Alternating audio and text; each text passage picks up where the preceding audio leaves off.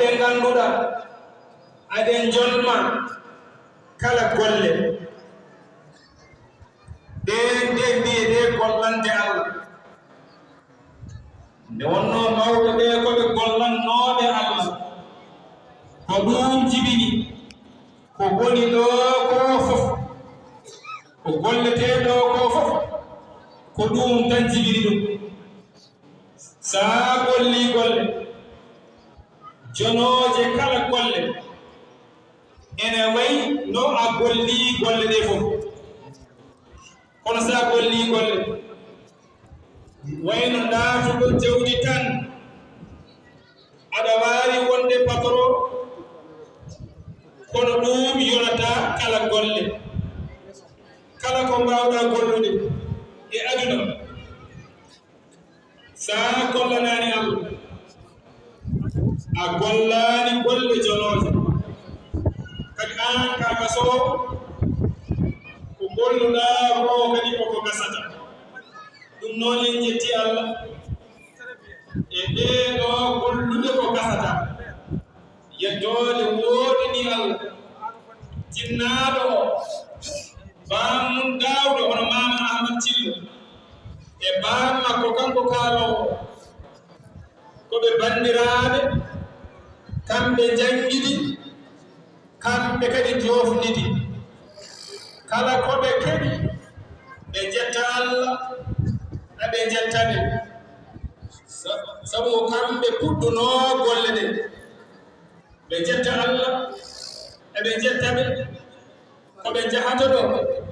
ko dañaɗo ko barkeji maɓɓe e duwawuji maɓɓe ko ɗum woni ko yahata ko jom binɗi en ɗi kadi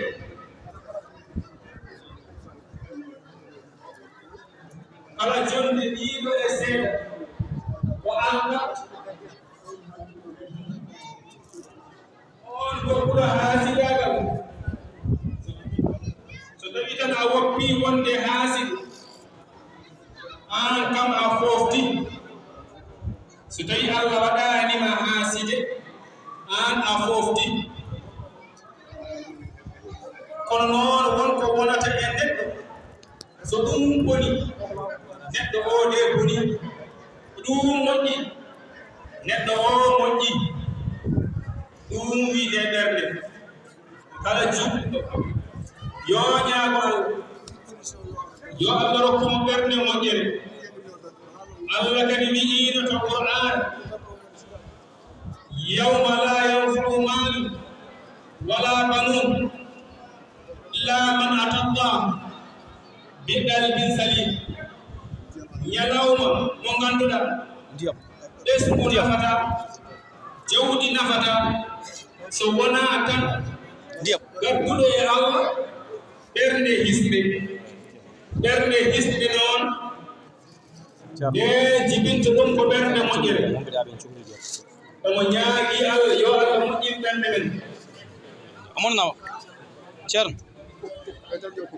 amon nawa ndiyam amon nawa ñoore e naafi kaagam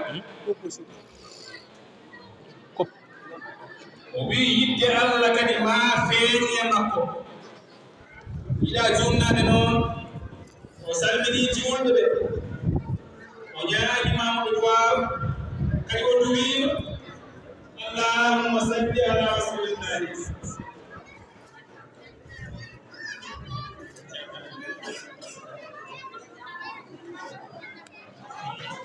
mawɗire tan waktu o daari heɓe kala keɓɗi toon aɓa keɓɗitaade waktu o daari heɓe kala mo ene haala ɗaɓɓatino e konngol ɓe ɗum heƴi heen ɗaɓɓatino heen no feewi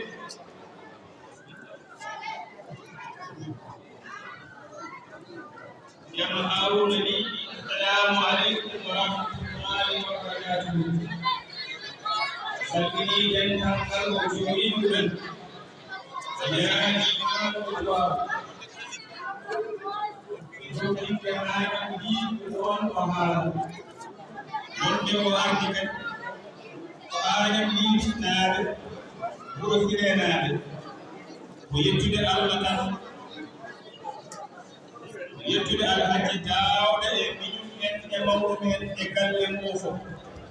ko kanko de woni sababu kanko kadi ko kanko yiɗi Asilium. ko kanko yiɗiri Assalamu alaikum Thierno. ɓe gandano jinnaɓe ɓe kono kamɓe fof ɓe taniraɓe goto haali ɗiɗi Bousiré Diabo fofo koɓe bandiraɓe koɓe taniraɓe ɓe goto ɓe jetti hen Allah noon Ah, ja. kadi o alhaji Daouda Ana falam de ja.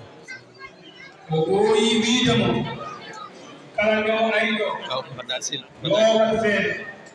o hawra e daaha o yiya yimɓe